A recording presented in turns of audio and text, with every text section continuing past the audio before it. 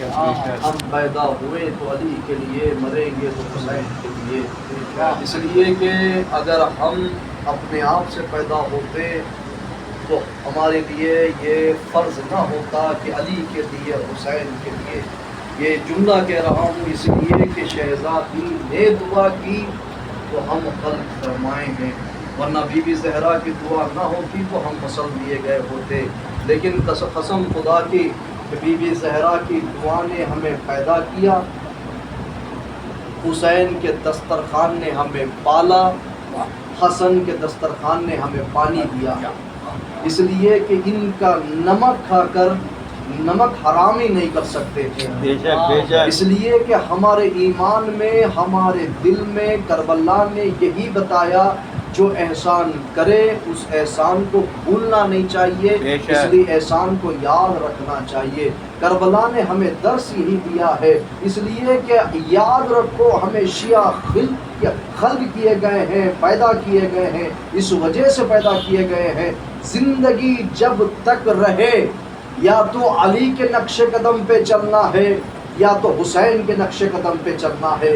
جیو تو بہادروں کی طرح جیو، مرو تو حسین کی طرح مرو۔ اس لیے کہ زندگی کا مقصد اگر بے وجہ مر جاؤ تو کوئی فائدہ نہیں ہے جب تک کہ شہادت کی موت نصیب نہ ہو۔ لیکن کیا کہنے اس اہل بیت اطہر کا جس نے جاتے جاتے یہ کہہ کے چلے گئے، جو بھی اہل بیت کی محبت میں مرے گا وہ مردہ نہیں تصور کرو گے، زندہ تصور کرو گے۔ پھر قرآن نے آگے بڑھ کے کہا یاد رکھو محبت اہل بیت میں مرنے والا مردہ نہ سمجھو، شہید ہے، اللہ کی راہ میں رزق پاتا ہے۔ سلام پڑھ دے محمد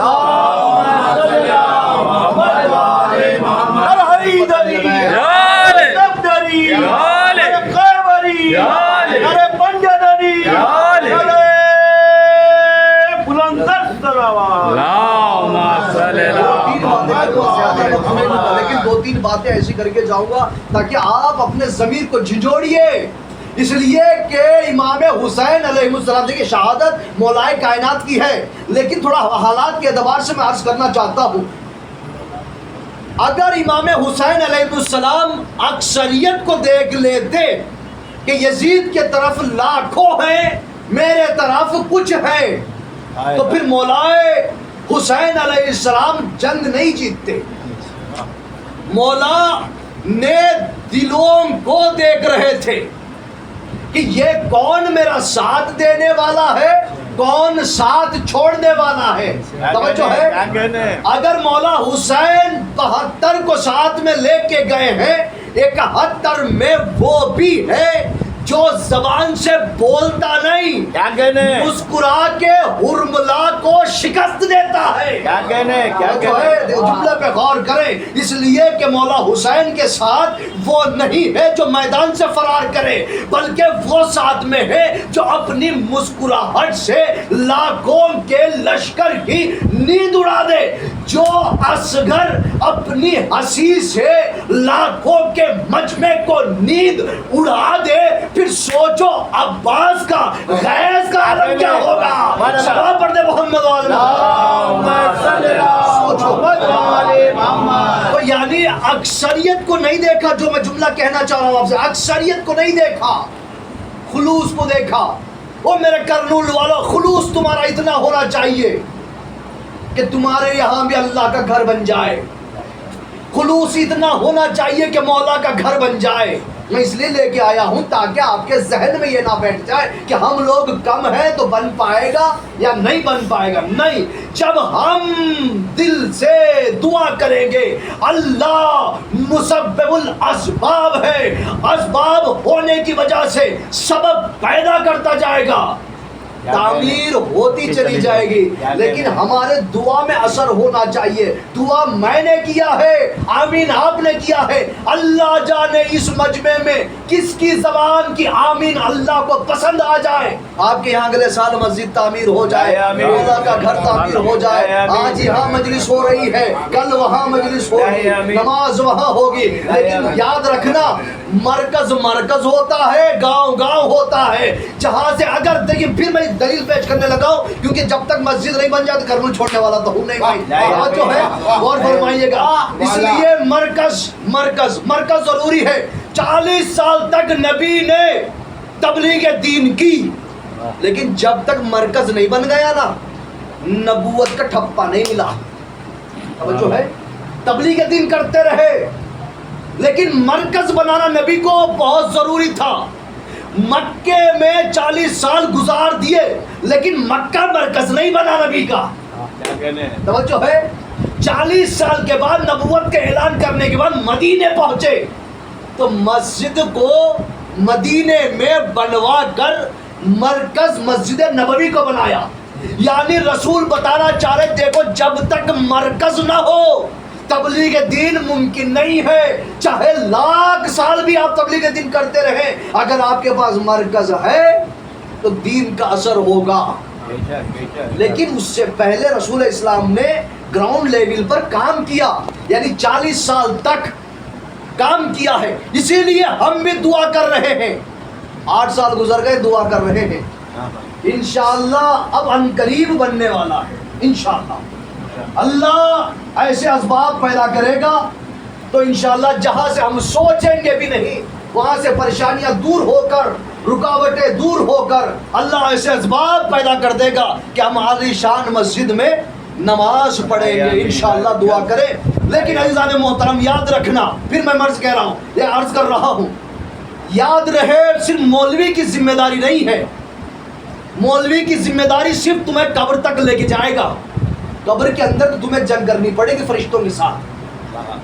جو جملے میں کہہ رہا ہوں تھوڑے کڑوے ضرور ہیں لیکن آپ کو حلق کے نیچے اتارنا پڑے گا.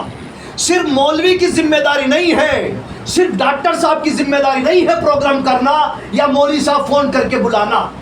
ذمہ داری آپ کے اوپر بھی ہے.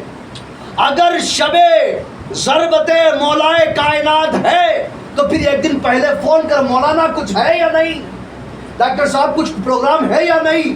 بول فرما رہے آپ، توجہ ہے. میں کچھ کہنا چاہ رہا ہوں، جب تک مولوی خود فون کر کے آپ سے نہیں کہتا ہے اس وقت تک آپ جاگتے نہیں ہیں. خدا کے واسطے میں کچھ کہنا چاہ رہا ہوں. دیکھیے مولوی کی ذمہ داری نہیں ہے. آپ کا بیگن پلی پاس میں مثال دے رہا ہوں. مجلس شروع ہو جاتی ہے، مرثیہ شروع ہو جاتا ہے، جب جا کے مولوی کو لے کے آتے ہیں. مولوی کو کوئی بلانے بعد میں جاتا، پہلے شروع کرتے ہیں. توجہ ہے. اب جب نواب صاحب رہتے ہیں تو نواب صاحب کے ساتھ ساتھ چلنا پڑتا ہے. توجہ ہے. لیکن مجلس کا اہتمام ہو جانے کے بعد میں یہ نہیں کہ مجھے تکلیف والے میں فون کر کے، نہ، مجھے تو ثواب ہے. توجہ ہے. میں تو یہ سوچتا ہوں کہ آپ کو بلانے کی وجہ سے ہو سکتا ہے مولا کہنا مجھے کال کر کے تم وہاں کیا کر رہے، تم یہاں آ جاؤ. ہو سکتا ہے. توجہ ہے. آپ عزادار ہیں. جب میرے مولا امام سجاد عزاداروں کی جوتیوں کو سیدھا کر سکتے ہیں، میں ان کے دھول کا دھول ہوں، تو میرے کیا مولا قبول نہیں کریں گے میرا فون کرنا، آپ کو بلانا؟ بلاتا ہوں، لیکن آپ کا رسپانس اچھا ہونا چاہیے. مولانا نے فون کیا ہے تو مولانا نہیں کیا ہے، شہزادی کے توسل سے فون آیا آپ تک. شہزادی نے مجھے حکم دیا ہے، میں یہ سوچ کے فون کرتا ہوں. تو آپ لوگوں پہ فرض بنتا ہے کہ شہزادی نے بلایا ہے، مولانا نے نہیں بلایا، آپ کو آنا ہے. ایک بات یہ ہو گئی. دوسری بات، میسج جیسے کروں میں تو ریپلے کرو نا بھائی. دنیا کے میسج کرتے رہو تو ریل پہ ماشاء اللہ، وہ سبحان اللہ، وہ کیا زبردست ہے، وہ سیم، پتہ نہیں کیا کیا، وہ MG، وہ سب کرتے رہتے. کم سے کم اس پہ بھی دو. اس لیے کہ ماشاء اللہ کہنے پہ ثواب رکھا اللہ نے، سبحان اللہ کہنے پر اللہ نے ثواب رکھا ہے، انشاءاللہ کہنے پر بھی اللہ نے ثواب رکھا ہے. یعنی مولوی کی ذمہ داری کو مت سمجھیے آپ. اگر پھر جملہ بدل کے کہہ دوں قبر میں آپ جائیں گے تو ثواب آپ کا ہوگا، مولوی کا نہیں ہوگا. مولوی تو صرف ایک گواہی دے گا کہ انہوں نے میرے پیچھے نماز پڑھی، بس. اس کے علاوہ کچھ کہے گا نہیں، کیونکہ وہ مولوی خود اپنے حساب کتاب میں رہے گا تو وہ بیچارہ خود پھنسا ہوا رہے گا، تو تم آپ کا کہاں سے رہے گا. تو اس لیے یاد رکھو اپنے اعمال خود کو. پھر میں کہہ رہا ہوں قرآن مجید میں اللہ نے ارشاد فرمایا میں نے انسانوں کو بیکار پیدا نہیں کیا، اپنی عبادت کے لیے پیدا کیا. مولوی کے اوپر ذمہ داری نہیں ڈالی، عوام کے اوپر خود ہے. یعنی بذات ہی انسان کے اوپر فرض بنتا ہے کہ وہ خود دینداری اپنے اندر لائے. ہم سماج میں یعنی دوسرے لوگوں کے سماج میں رہتے رہتے وہ کام بھی کرنے لگتے ہیں جو شیعہ مذہب میں جائز نہیں ہے. خدا کی قسم، میں منبر رسول پر اس وقت کرسی نہیں ہے، یہ منبر ہے، اسی قسم کھا کے کہہ رہا ہوں، اگر آپ نے علی کے بتائے ہوئے دین پر، رسول کے بتائے ہوئے دین پر نہیں چل کر اپنے مرضی کے دین پر چلے تو پھر یاد رکھنا علی بھی بہت ماریں گے، رسول بھی بہت ماریں گے۔ اپنے مرضی کا نام دین نہیں ہے، رسول کے بتائے ہوئے راستے کا نام دین ہے، رسول کے نکلے ہوئے زبان کے وہ دین ہے۔ اس لیے رسول کے بتائے ہوئے دین پر عمل کرنا، علی کے بتائے ہوئے دین پر عمل کرنا، 12ویں امام کے بتائے ہوئے راستے پر چلنا، اور سب سے اول بات یہ ہے کہ اپنے امام زمانہ کو کبھی فراموش نہ کرنا۔ وحید خراسانی کہتے افطار کے وقت اپنے امام زمانہ کو سلام کیا کرو، ان کی صحیح سلامتی کے لیے دعا کیا کرو، اور دعائیں فرج پڑا کرو۔ اللہم کل ولیک الحجۃ ابن الحسن، یہ دعا ضرور پڑھا کرو، ورنہ اگر آپ روزہ بھی رکھتے ہیں اور امام زمانہ کو یاد نہیں کرتے ہیں تو پھر ہمارے روزے کا فائدہ نہیں ہے، اس لیے کہ ہمارے امام پردے غائب میں لیکن ہمیں دیکھ رہے ہیں، تو ہمارے زمانے کے امام کے لیے آپ دعا کریں گے۔ اپنے ایمان کو بیدار کرو، دنیا کے جھنجھٹوں سے باہر آؤ، اس لیے کہ جو انسان آج زندہ ہے وہ کل زندہ رہے گا نہیں کہہ سکتے۔ آج میں خطابت کر رہا ہوں، کل صبح فجر کی نماز میں اٹھوں یا نہ اٹھوں نہیں معلوم ہے۔ ہمارے ذہن میں ایک بات آتی ہے، کل نماز شروع کروں گا، اما وہ کل آتے ہی نہیں ہے۔ کل نماز شروع کروں گا، کل نماز پڑھوں گا، کل اعمال کرنے چلا جاؤں گا، کل مجلس میں چلا جاؤں گا۔ یاد رکھنا عزیزوں، کل کبھی زندگی میں نہیں آتا۔ آپ نے دکانوں پہ دیکھا ہوگا، آج نقد کل ادھار، اور فرما رہے ہیں آپ